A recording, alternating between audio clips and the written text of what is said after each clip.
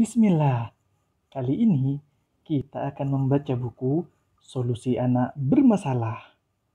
Baca dari cover depannya dulu ya. Apakah anak Anda malas sholat, suka berdusta, pendengki, pemarah, penakut, egois, hiperaktif? Semoga tidak. Temukan terapi praktisnya dalam buku ini.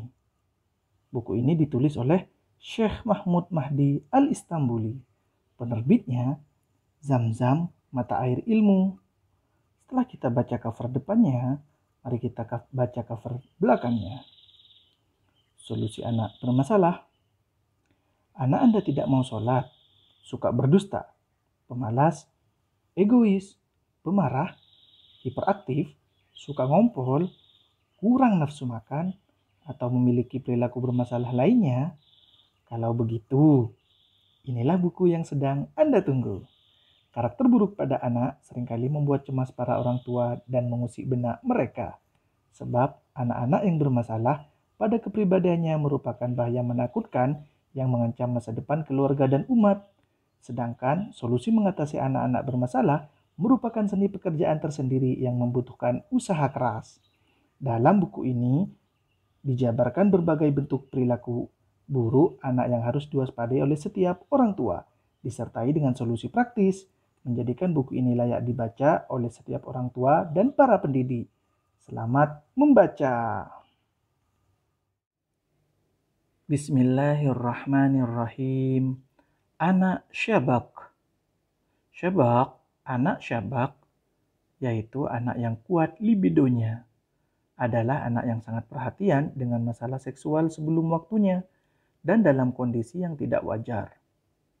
Banyak pihak merasa heran dengan penulis yang mengetengahkan tema ini di mana sedikit sekali orang membicarakan hal ini.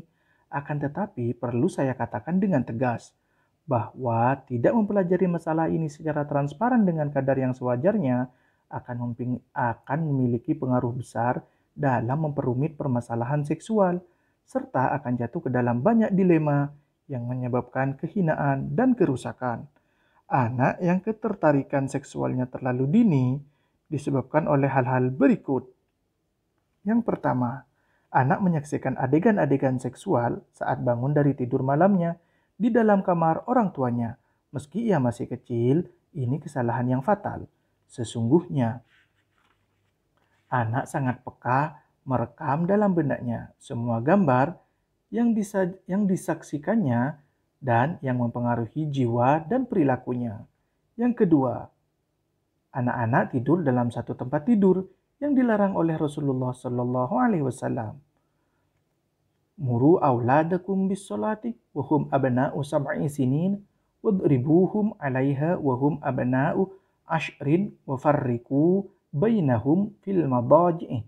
Perintahkanlah anak-anakmu mengerjakan sholat saat mereka berumur 7 tahun dan pukullah mereka bila meninggalkan sholat ketika usia 10 tahun serta pisahkanlah tempat tidur mereka. Pihak ayah dan ibu biasanya meremehkan masalah ini, padahal ini menyebabkan banyak bahaya yang mengkhawatirkan. Yang ketiga, anak menyaksikan gambar-gambar porno, membaca cerita-cerita mesum, dan kisah-kisah seronok. Maka sebaiknya anak diarahkan agar membaca kisah-kisah yang bermanfaat, lagi menarik. Betapa besar akibat yang ditanggung penguasa yang mengizinkan diputarnya film-film porno di gedung-gedung bioskop. Memasang iklan-iklan di jalan-jalan dan majalah.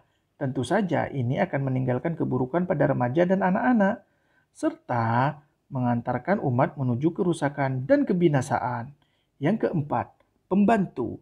Terkadang keberadaan pembantu di rumah menjadi petaka dan keburukan lantaran kebanyakan mereka rusak akhlaknya. Pernah diketahui seorang bocah mencumbui anak perempuan tetangganya dengan cumbuan seksual. Ketika ia ditanya sebab perbuatannya, ia menjawab, "Aku melakukannya sebagaimana si pembantu melakukannya yang pernah aku lihat, yaitu saat ia menemani kami berwisata, ia mencumbui seorang pemuda." Maka orang tua wajib berhati-hati dalam memilih pembantu dan meneliti kehormatannya sebelum memasukkannya ke dalam rumah. Yang kelima, penyebab Berikutnya adalah menyembunyikan jawaban atas pertanyaan anak terkait masalah seks.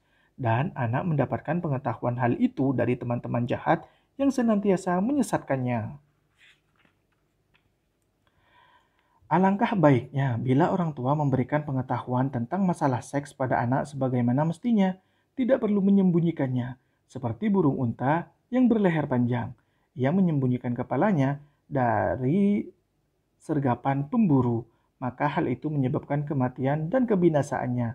Perlu kami sarankan, di samping saran yang telah lalu, agar anak dikurangi menu makanan yang mengandung lemak, rempah-rempah, dan minuman yang mengandung zat yang merangsang peningkatan sistem saraf, seperti kopi, teh, cola, dan lain-lain. Malu menerangkan hal ini berbahaya dan menyebabkan akibat buruk. Saya memandang tidak mengapa anak seperti ini diberi sejumlah ramuan herbal dengan bantuan dokter untuk menekan ketajaman naluri seksualnya. Alangkah bagus juga bila orang tua anak tersebut maupun gurunya segera mengajari anak satu kegiatan atau permainan seperti menggambar, berburu, memanah, pengamatan, renang, dan kepramukaan untuk mengalihkan naluri seksualnya dan menggapai keluhuran. Kita menyarankan kepada para orang tua agar tetap mendampingi anak dan dengan sekuat tenaga agar tidak memperkenankan dirinya menyendiri supaya ia tidak melakukan onani atau sering melakukannya, yang mana ini akan menyebabkan lemah syaraf dan fisiknya. Alhamdulillah, semoga bacaan tersebut menjadi solusi buat anak yang syabab atau tinggi naluri seksualnya sebelum waktunya. Terima kasih telah meluangkan waktu untuk menonton video ini, dan terima kasih pula telah subscribe channel ini.